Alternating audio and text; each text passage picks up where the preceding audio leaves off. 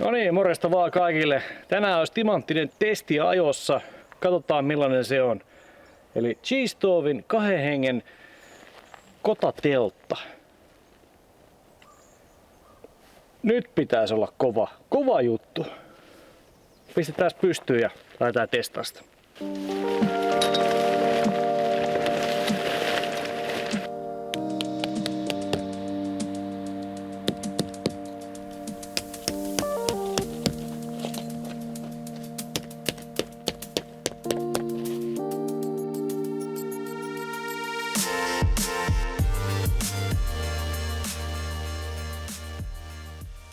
Tältä se näyttää nyt sitten ilman mitään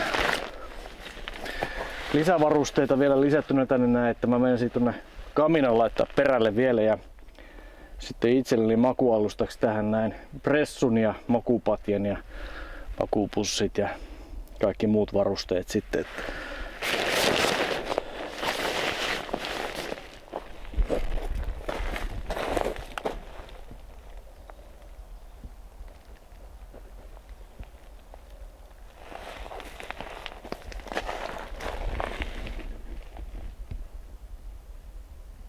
Eli 2 hengen kotateltta.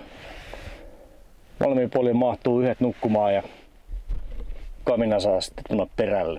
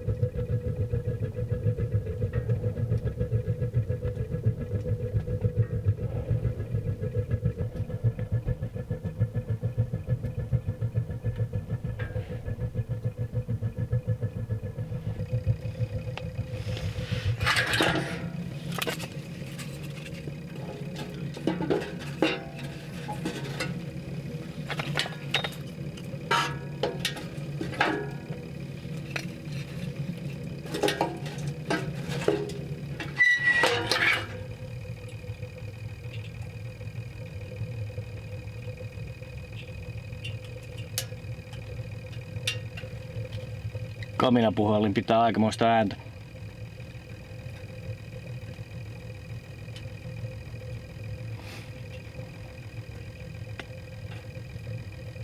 Eespaa. Sitä on sitten tullut taas tämmöiseen testiympäristöön pieneen erämaahan. Tie menee tuossa seinän takana, että niin erämaassa ollaan tällä hetkellä. Tää on teknisesti ottaen parkkipaikka, missä mä nyt oon, mutta tää nyt menee tää ensyö sitten tässä näin ihan mukavasti testailen, että helmikuu ja nyt on ollut vedenpinnat aika lailla korkeilla, tuolla maasto on aivan litiläti märkää kaikkialta ja viime yönä oli pieni pakkanen, ei ihan täysin routaa vetänyt tätä maata, että saadaan alumiiniset telttakiilat paikoilleen, että ei ollut sen suhteen ongelmaa. Mä aloitin tämän testailun silleen, että mulla oli tää teltta oli 3 päivää ihan kaatosateessa. Kattelin, että tuleeko tästä läpi vesi ja ei tullut. Se piti aika hyvin sen, että tietysti kondensaatiota oli tässä näin, mutta se ei ollut mitään sellaista, että mistä pitäisi olla huolissaan. Ja tosissaan kyseessä on G-Stoven 2 hengen tiipiiteltta ja mulla oli ideana se, että mä hankin tämmösen pienemmän teltan sen takia, kun yksin tekee vähän ressuja enemmän ja sitten kun tuo kamina, niin sillä saa tämmösen pienemmän tilaa huomattavasti helpommin pidettyä lämpöisenä kun verrattavissa siihen mun isompaa telttaa, minne mahtuu se 3 henkeä oikein mukavasti. Ja yksi juttu, mihin mä niinku oikeastaan tykästyin tässä teltassa niinku saman tien, oli semmonen niinku pakko saada, on tää jumalattoman iso suuaukko, mistä näkee ulos esimerkiksi joelle tai nyt tällä hetkellä kaadettuun metsään, mikä on aika karun näköinen, mutta omalla tavallaan ihan siisti. Ja tää on nyt sitten niinku se mun mielestä kotatelttojen parasta aatelia. Norjalaista laatua niinku tuo G-Stove. No itse asiassa kaikkihan tässä ympärillä on G-Stoveja. Teltta ja kamina. Hyviä tuotteita. Suosittelen, jos tällaisen haluaa, niin tällaisen saa tietysti Suomesta Tukkurin kautta tilattua tai sitten suoraan G-Stoven jälleenmyyjiltä, jotka on Euroopassa. Niiltä kannattaa kysellä sitä hommaa, että tähän saa kaikenlaisia ekstra kilkkeitä. On muun muassa sitä kaminan läpivientiä ja tuohon samaan reikään saa hyttysverkon tai sitten PVC-ikkunan, mistä sitten pystyy kuikulla ulos, mutta itsellä on tää kaminan läpivienti on ostettuna luonnollisesti, siinähän se näkyy, ja sitten hyttysverkko. Eli ideana on se, että kun on kuumia kesäpäiviä ja kaminaa ei tarvi luonnollisesti, niin tässä on ihan älyttömän iso hyttysverkko, josta puhaltaa ilma läpi, ja sitten ylhäällä on ilma reikä tietysti hyttysverkolla ja sitten tuonne saa ja kaikkialle päätyihin saa ilmareet. Ja tälleen näin maksimoidaan se ilman kierros teltassa, kun on kuumia helteisiä päiviä, niin ei sitten läkähdy sinne telttaan, jos siellä pitää olla jostain ihmeen syystä niin lepäämässä. Ja lisäosina tähän saa melkeinpä aika lailla ihan mitä vaan ikinä pystyy kuvittelemaankaan, että ne kaikki peruskilkkeet löytyy ja sitten ymmärtääkseni kehityksessä on yhtä toista pimpainta ja täällä sivuilla on näitä klipsejä, niin voisin kuvitella, että jossain kohtaa ehkä sisätelttaa yrittävät tämmöiseen tunkeen tai sitten se on vaan jätetty siihen optioksi, että niihin voi sitten itse viritellä mitä haluaa. Ja tässä on suorat seinät, mikä tuo kummasti niin kuin lisää tilaa. Että onko tää nyt 50 senttiä saman tien maasta ylöspäin. On suora seinä. Normaalistihan tiipitelta seinämä menee näin ja sieltä jää sitten aika huonot tilat tonne noin. Niin tässä on ihan suorat seinät saman tien ja sitten sen jälkeen menee ylöspäin. Eli tuonne voi sitten ihan mukavasti seinään päin mennä istuskelemaan. Ja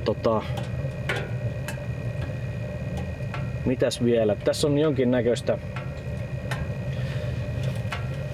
pinnotetta tässä seinämässä, mikä on tämmönen hopeinen.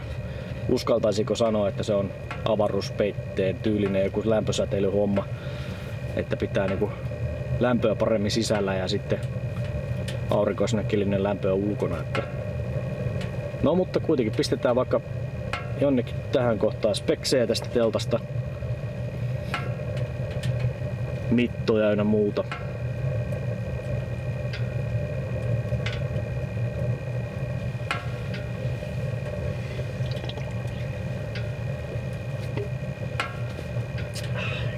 Tosissaan tää niistä Keestoven kotateltoista se pienin malli, 2 henkeä.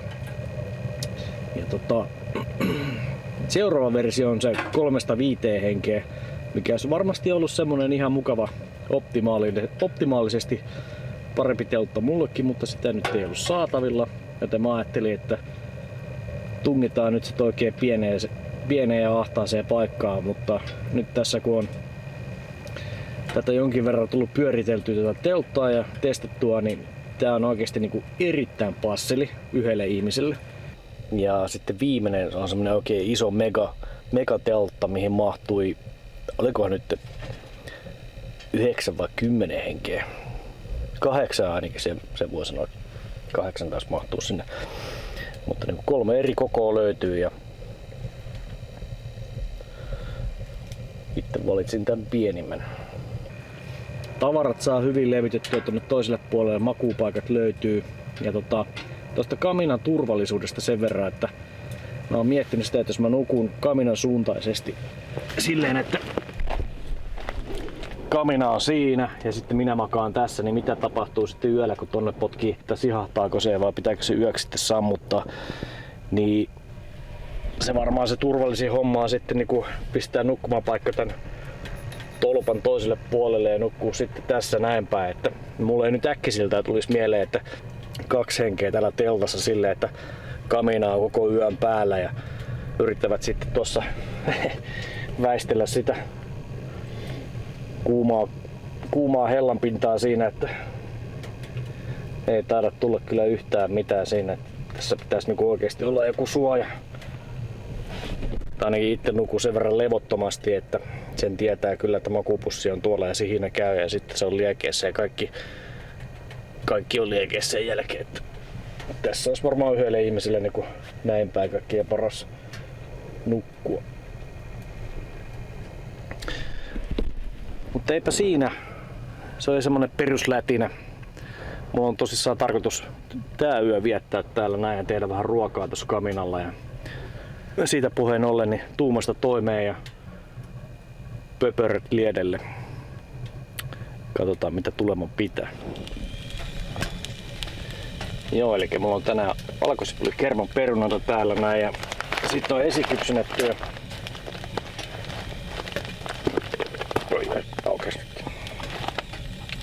Ribseä ja pikkasen parsakaalia siihen, niin vähän tommoista terveellisempää tavaraa. Erittäin hyvä, erittäin hyvä. Sitten jotta ei verkottelu loppuisi, niin pikkasen nyhtöpossua tuohon noin kans vielä, niin eipähän pääse nälkää yllättämään. Ei muuta kuin paistelemaan. Sillä viisi.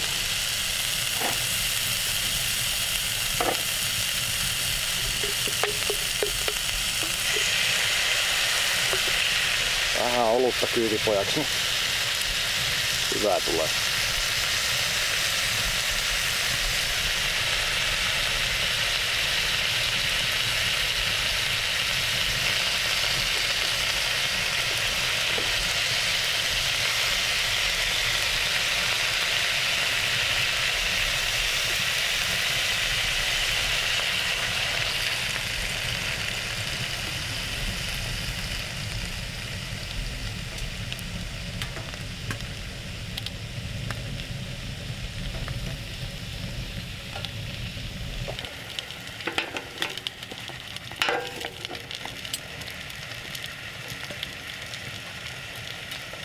Aika jees. Oi. Nyt tulee kyllä herkkua. Ai. Nam. Ui. Nyt tulee kyllä helmee.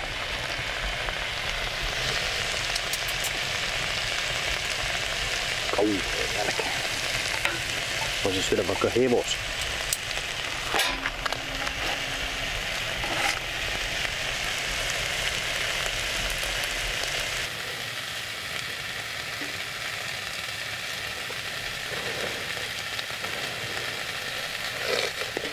Oi.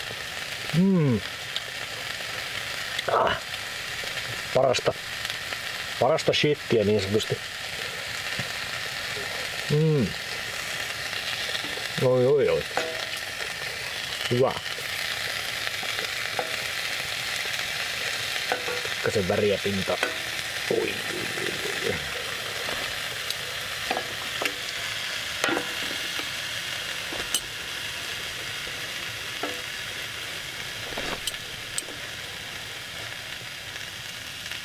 Ribsi.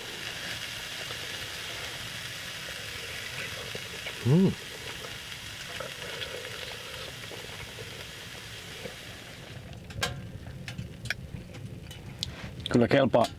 Sisälläkin on lämpöä jo 19 astetta, vaikka on hyttysverkko päällä siinä.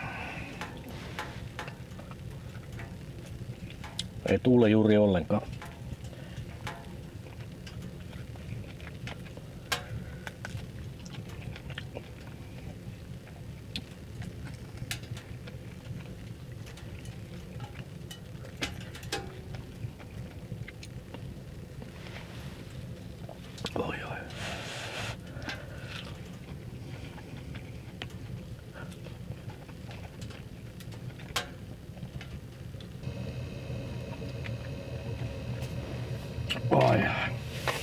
Se oli se. Nyt on kyllä napa täys. Täällä sivussa on molemmin puolin muutama petoketju, mistä pääsee ulos.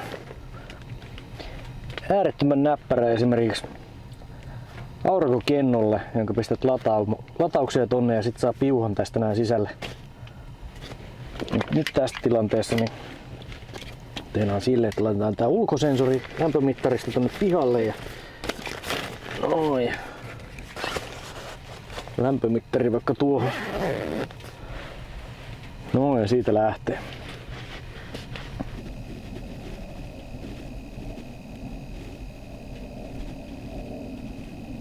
Mutta katsotaan miten tää yö menee täällä näin, että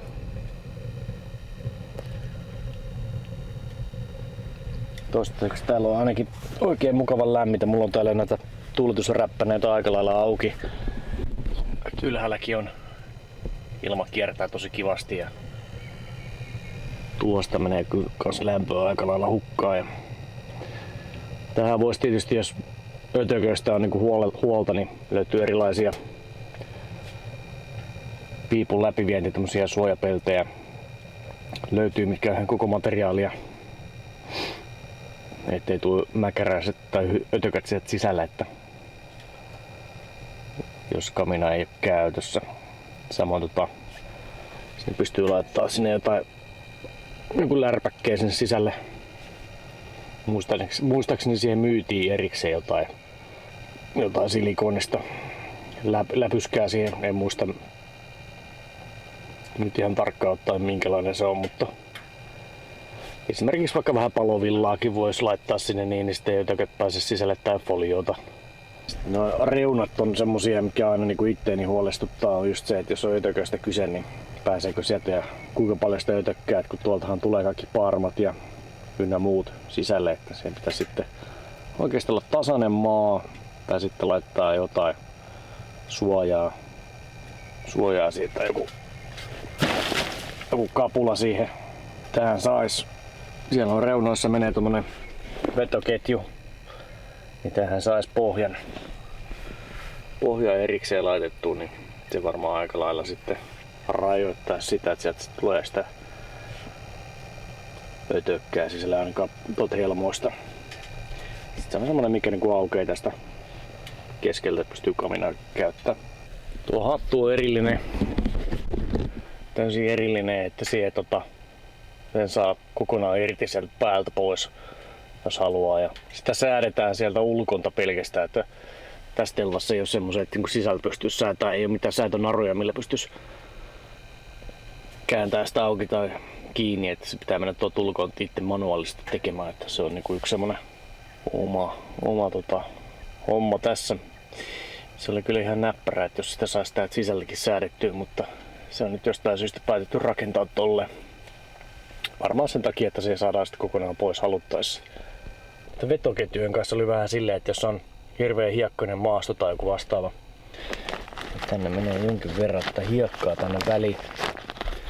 Enkä pitää olla tosi tarkka, että kun sä vedät sen vetoketjun tuolta noin, ettei mene vetskarit rikki.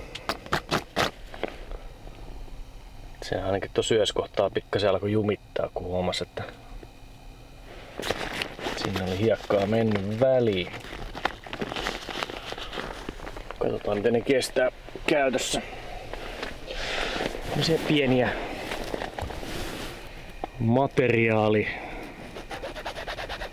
jälkiä näkyy vähän siellä sun täällä. Siinä on yksi. Toivon mukaan se näkyy siinä.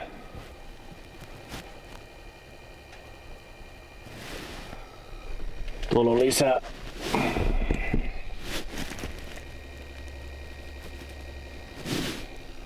Tuolla on vähän tämmösiä epämääräisiä tämmösiä viiltoja ja jälkiä. Täällä on niinku näkyy tommosia pieniä. Mitä sitten on? En tiedä.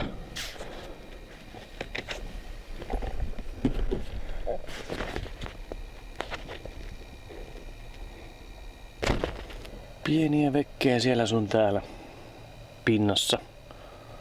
Vaikuttaisi olevan ulkopuolella.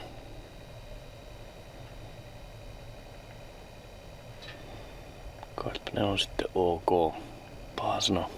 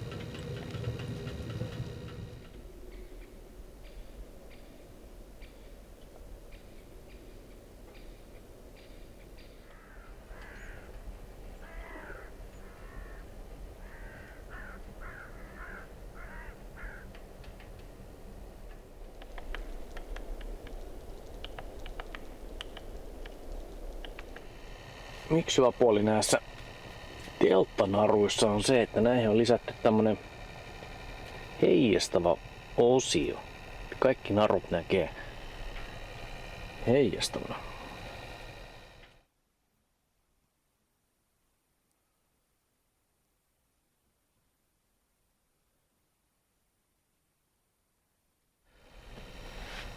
Eipä tässä nyt sen kummallisempaa tältä illalta sit sen enempää, että pitelen tässä nyt vähän tulia päällä ja sitten koitan täällä nukkuu. Ulkona on se 0,3 astetta lämpöä ja sitten täällä makutasossa on 24 astetta lämpöä nyt tällä hetkellä. Että lämmintä piisaa, ei tarvitse isoa puuta polttaa tuo kyllä, mutta se voi olla kyllä, että pistän tosta yöksi kaminan pois päältä ja nukun tuolla pelkästään tuolla meikäläisen hyvällä makuupussilla. Eihän siinä. Hyvää työt ja nähdään huomenna aamulla.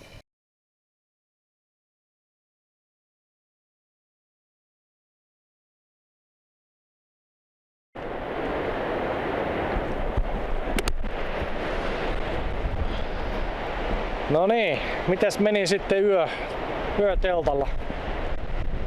Kuvasta näkyy, niin telttaa ei ole enää paikoillaan. Teltta on siivottu autokonttiin, kaikki kamat vedetty sinne. Yöllä iski semmonen jumaton myräkkä päälle.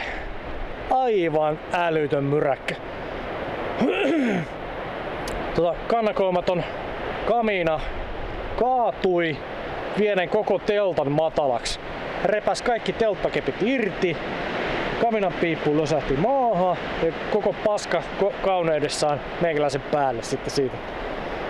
Eipä siinä sitten hirveässä myrskyssä niin vettä tuli kuin aisaa ja yhä edelleen on ihan jumalaton tuuli päällä. Että hirveä pelastamisprosessi päälle, että pääsee jotenkin ehiin nahoin sieltä pois. Ja onneksi olin sammuttanut kaminaa, että se ei ollut tulikuuma, että siinä olisi voinut käydä todella pahasti, että koko paskaas kauneudessa on palannut sen sileän tien siinä, että mitä tästä opitaan, niin se on hyvä kannakoida ne kaminat maahan kiinni ja myös se piippu. Siellä on omat rinkulat, millä sekin saadaan vielä narulla kannakoitua päälle, että on kyllä aika monen myräkkä ollut, että pyyhkäs koko setin matalaksi. Tossa ihan ruvin itse miettiä sitä, että onko se sivusta työnnettävä kaminanpiippu ihan kaikkein paras paikka sitten loppupeleissä, että toimisiko se siitä keskeltä sitten kuitenkin loppupeleissä parhaiten, että saattapi olla, että oppirahat tuli maksettua, täällä jotain onkin maassa vielä.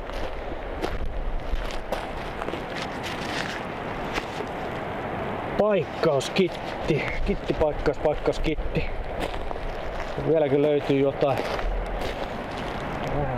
roskapapereita ja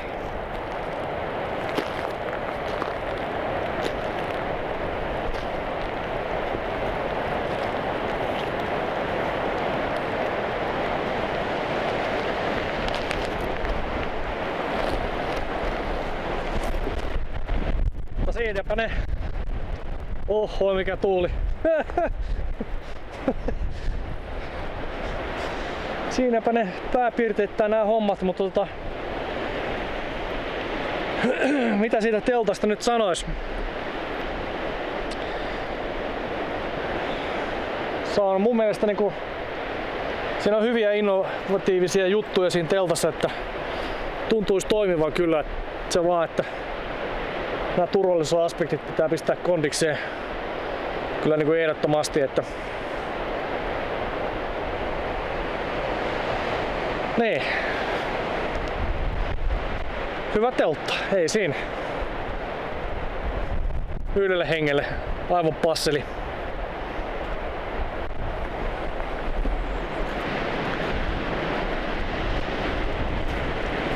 Käydään katsoa. Täällä on vielä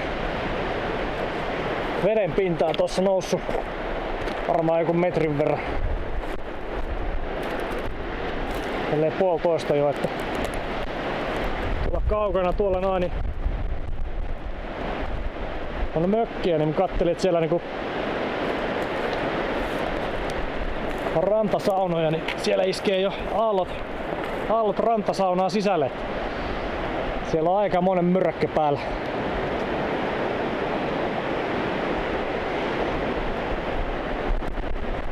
Teipä siinä. Tää jätkä lähtee vitoseen täältä näin. Näihin tunnelmiin, näihin kuviin. Ensi kertaa. Se on moro!